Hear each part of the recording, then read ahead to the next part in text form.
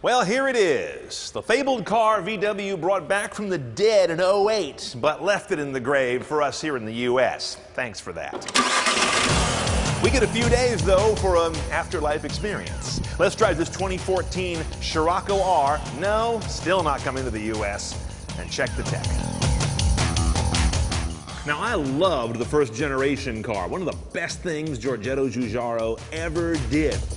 Here is the new Scirocco, very different. There's hardly a corner on the whole thing. And notice the restraint this car has. Most little cars, when they want to get sporty, get really gaudy. They really try hard. This one doesn't care if you notice it. Very subtle, but a design you don't see a lot in the U.S. Sort of the short butt, long, low, sleek hatchback. The kind of cars we just don't buy here very often. Maybe that's why they don't bring it here. Now, while the Scirocco looks real different on the outside, it doesn't look unfamiliar at all on the inside. You've seen this VW design language in just about all of their cars, especially in the Golf. A couple of nice crisp gauges up there. This being a Euro car, it's kilometers only. You've got these VW controllers on the wheel for volume and changing some of the displays in the center of the dash. Head unit, this is, I think, the top of the line model right here. It's got navigation, optical disc, SD card. The way you do your portables is via one of these MDIs, they call it, a multi-device interface. I'm not crazy about it because I'd rather have USB than have to go buy proprietary pigtails all the time. And you know, I hate the fact that you can't actually put your portable in there and close the door.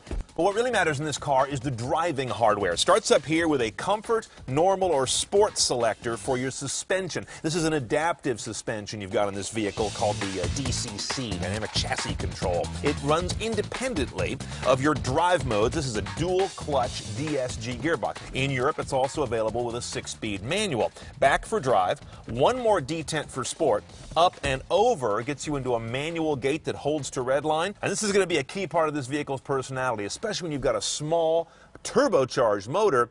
Your gearbox has to be really good because the engine can't just grunt its way through any situation. Now notice when I put this guy in reverse, all I hear is a bunch of beeping because we've got an optical sensor system in the back. Interestingly, the R model does not seem to be available with a rear camera. I think other Sciroccos are. It's a weird little omission. But that kind of gets us to the theme that this vehicle has very little in the way of driver assistance. There's no blind spot detection, there's no lane departure, there's no adaptive cruise, there's just cruise control. This is actually a very simple car, even loaded. I was tuning around the radio here, and it just races through all the frequencies because it uses a bunch of odd numbers. So when I tried to get to 740 KCBS here in San Francisco, the best I could do was 738. Station list.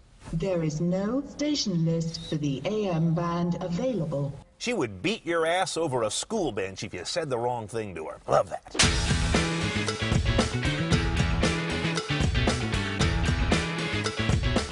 Now, under the very low snoot on this car, you've got a very nice little motor. Compact, yes, 2-liter inline-4 sitting side saddle. TSI, it is a turbocharged motor.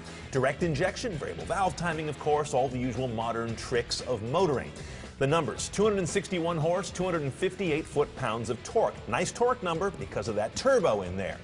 You're sitting side saddle and driving the front wheels only. Big differentiator from a Golf R here in the U.S., which would have all-wheel drive. This guy does not come that way. 5.8, 0 to 60 for a car that weighs about 3,170 pounds.